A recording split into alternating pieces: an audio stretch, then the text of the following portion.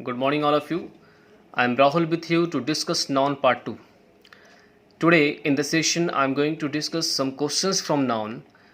And the last session in part 1 of noun, we have discussed 10 to 11 questions, which were very easy questions.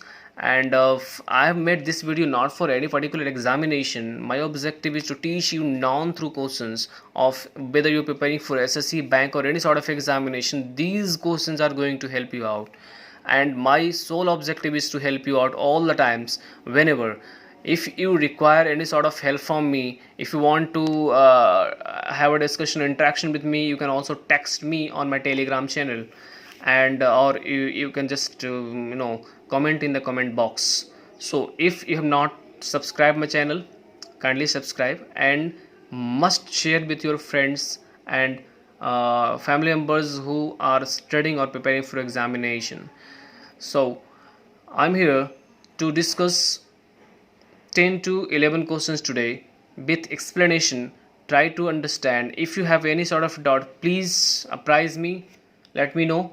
I would definitely work on this to solve your issue. Thank you. So हम चलते हैं अभी question की ओर. और last class में हमने discuss किया था, ये सारे क्वेश्चन डिस्कस किया था हमने. 10 से 11 क्वेश्चन थे इसमें.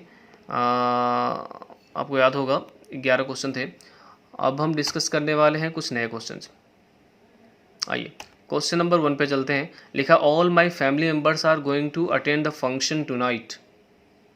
दिमाग में डालना है कि अगर मुझे कोई या फिर अगर आपको कोई बोलता है you are my family member, तो भाई ये स्पोकन इंग्लिश में तो सही है, लेकिन जैसे ही at the moment you want to go for grammar की अगर हम बात करते हैं, if you want to appear in any sort of examination, you need to concentrate that you cannot write you are my family member. You need to write you are a member of my family, right? So here the correction क्या होगा भाई? अगर मुझे लिखा है all my family members, तो लिखना होगा all members of my family. Correct? all members of my family. ठीक है, आई होप यू अंडरस्टूड. ठीक है, चलिए क्वेश्चन नंबर 2 की ओर आते हैं. क्वेश्चन नंबर 2 बोलता है he is one of the tallest boy of the class. One thing you always remember in your mind, always remember whenever you use of. अगर जब भी आप ऑफ का यूज करते हैं, if you are using of here, right, this is off. So if you're using off, the noun coming after this should be written in plural form, right? So we need to write here boys. So boys यहाँ पे noun जो form है वो singular है, and need to write this boy into boys, and it should be he is one of the tallest boys of the class.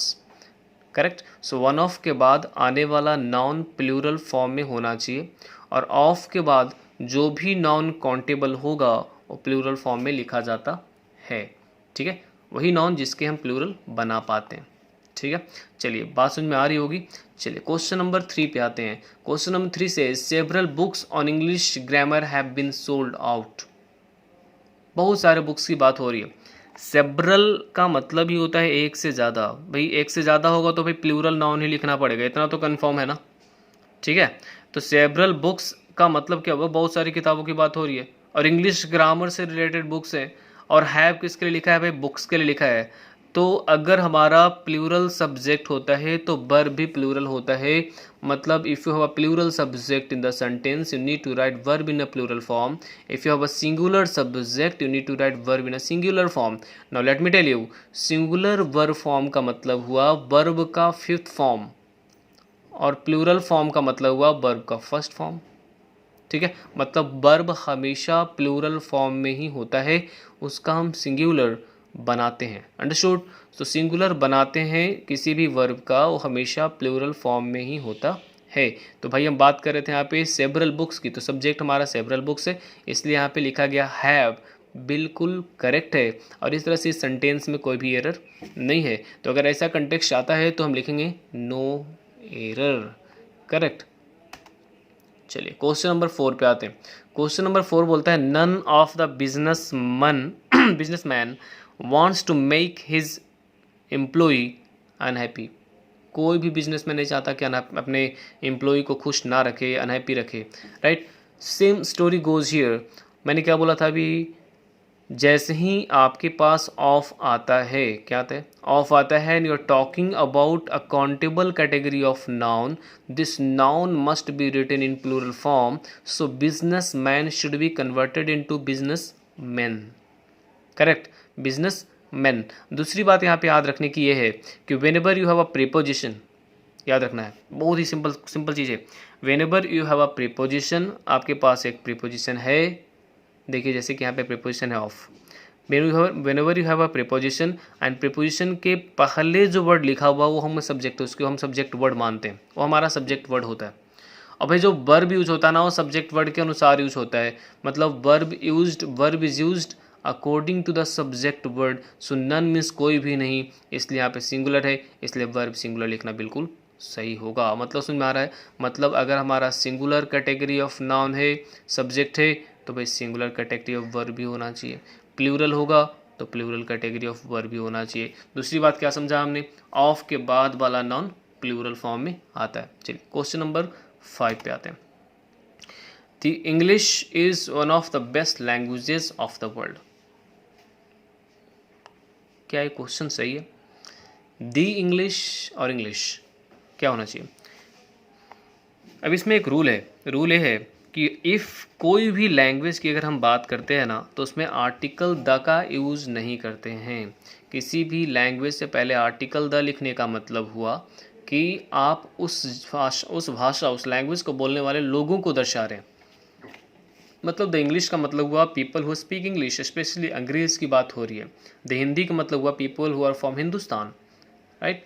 The Bangla का मतलब हुआ कि you are speaking about Bengalis.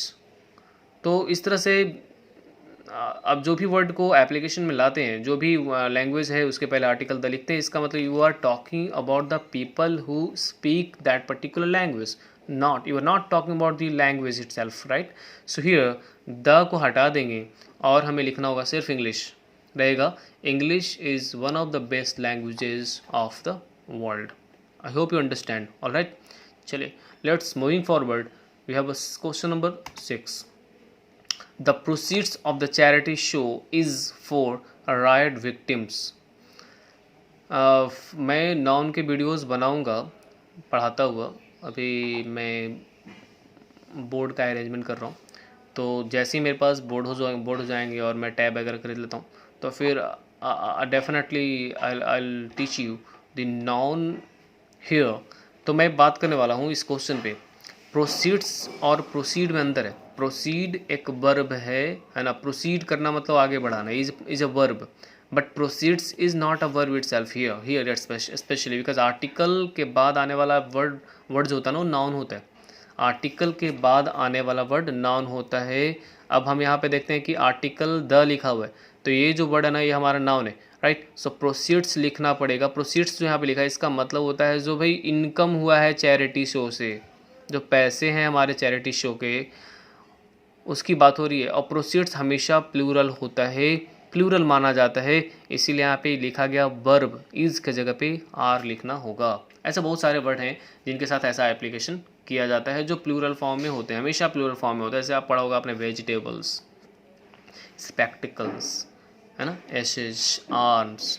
So we have a number of words available जो इस application में use होते हैं। चलिए question number 7। A lots of books are still left to be printed. क्या गलती है इसमें भाई? a lots of तो नहीं होता है, होता क्या है? a lot of very very minor mistake, right? but this sort of mistakes sometimes क्या करते हैं ना कि confusion में डाल देते हैं। भाई पढ़ने में तो ठीक ही लग रहा है, बिकॉज होता क्या है कि हमारे पास 3 तरह का वर्ड है, एक है a lot, एक है lots और एक है lot, 3 वर्ड है। तो भाई यहाँ पे क्या होगा? A lot of. अब कैसे, अगर कन्फ्यूजन होगी तो समझना है कि अगर आर्टिकल ए लिखा हो तो अगला तो सिंगुलर ही होगा भाई, आर्टिकल के बाद वाला तो नाउन ही होता है। तो जब नाउन ही होता है भाई तो सिंगुलर फॉर्म में हमको लिखना है a lot of books, right. A lot of books यहाँ पे लिखना होगा, है ना। अ लॉट ऑफ क्या शो करता है?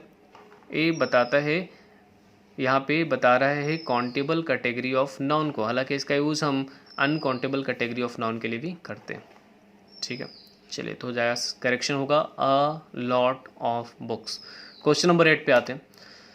The question number 8 says, the two friends love one another so much that they cannot live alone at all. Right? If you talk about two friends, मतलब अगर आप दो लोगों की बात करते हैं, you need to use each other in the context, not one another. दो के लिए each other, दो से ज़्यादा के लिए one another का यूज़ करते हैं। इसीलिए सेंटेंस का करेक्शन करेंगे तो लिखेंगे two friends love each other so much that they cannot live alone at all. Right? I hope you understood this, right? चलिए तो आगे बढ़ते हैं। He informed me that he had gone to one of the MLA's residences and stayed there all day. Right? Question है कि वह जो है उसने बताया कि वह गया था किसी MLA's के रेसिडेंस पे और वहाँ दिन भर वहाँ पे स्टे किया, है ना, दिन भर वहाँ पे रुका। ठीक है, चलिए नोट करना है इसमें, है ना, कि अगर आपके पास लिखा होगा one of the MLA's residences, तो गया किसके पास है? वह गया तो है एक ही आदमी के पास ना। तो भाई अगर रेसिडेंसेस लिखा है इसका मतलब बहुत सारे लोगों के पास गया है, नहीं समझे? अगर हम लिखते हैं कि one of the MLA's residences, मतलब MLA का एक MLA है, उसका बहुत सारे रेसिडेंस है, तो इसकी बात नहीं हो रही। वो बोल रहा है कि एक रेसिडेंस पे गया है, किसी एक MLA के रेसिडेंस पे गया है, वहाँ पे दिन भर रहा। इस करेक्शन को करने के लिए ऐसा लिखना होगा, he inform me that he had gone to residence of one of the MLA's। MLA's इस तरह से नहीं, MLA के बाद प्लूरल फॉर्म बनाना होगा, मतलब अपॉस्ट्रोफी एस को हटाना पड़ेगा। ठीक है, चलिए तो समझ में आ गया होगा। मतलब हम बात कर रहे थे एक के घर गया है ना, एक के घर गया तो एक ही घर होगा, ज़्यादा घर होने की ज़रूरत नहीं है। तो यहाँ पे रेसिडेंसेज और MLA's से हटाना पड़ेगा, क्योंकि वन ऑफ के बाद नॉन प्लूरल फॉर्म में आता है, तो भाई MLA नहीं होके MLA's होगा। वहाँ पे MLA's कैसा होगा? अपॉस्ट्रोफी एस हटेगा और उसका प्लूरल फॉर्म बनेगा MLA का। ठीक है, चलिए क्वेश्चन नंबर 10 पे आते हैं। What will happen if he does not come at right times? बिल्कुल गलत है। क्यों भाई? क्योंकि हम लिखते हैं टाइम ना कि टाइम्स। तो भाई लिखना होगा what will happen if he doesn't come at right time. This is the correction. चलिए समझ में आ गया होगा। आइए क्वेश्चन नंबर नेक्स्ट पे आते हैं। 11 नंबर का क्वेश्चन है, लिखा his tone of speaking as well as his friends is really extremely rude at we never take it seriously. समझना है कि उसका टोन ऑफ स्पीकिंग, उसका हिज मतलब उसका टोन ऑफ स्पीकिंग, और किसका? उसके फ्रेंड्स का। तो भाई का कहाँ लिखा है? यहाँ पे का तो है नहीं, तो मतलब ये है कि यहाँ पे हमको एक अपॉस्ट्रोफी लिखना पड़ेगा, क्योंकि लिखना है उसका टोन और उसके फ्रेंड्स का टोन। तो फ्रेंड्स का मतलब यहाँ पे आपको क्या लिखना पड़ेगा? अपॉस्ट्रोफी एस, मतलब यहाँ पे अपॉस्ट्रोफी देना पड़ेगा। ठीक है, अब होगा इसका करेक्शन। Thank you. तो उम्मीद करता हूँ कि आज का वीडियो आपको पसंद आया होगा। अगर आपको पसंद आया तो बिल्कुल शेयर करना और लोगों को बताओ, और इस तरह से धीरे धीरे करके हम लोग सीखेंगे। और अगर कोई दिक्कत होगी तो बिल्कुल आप मुझसे कांटेक्ट कर सकते हैं on my Telegram, and you can also comment in the comment box. Thank you so much. Thank you.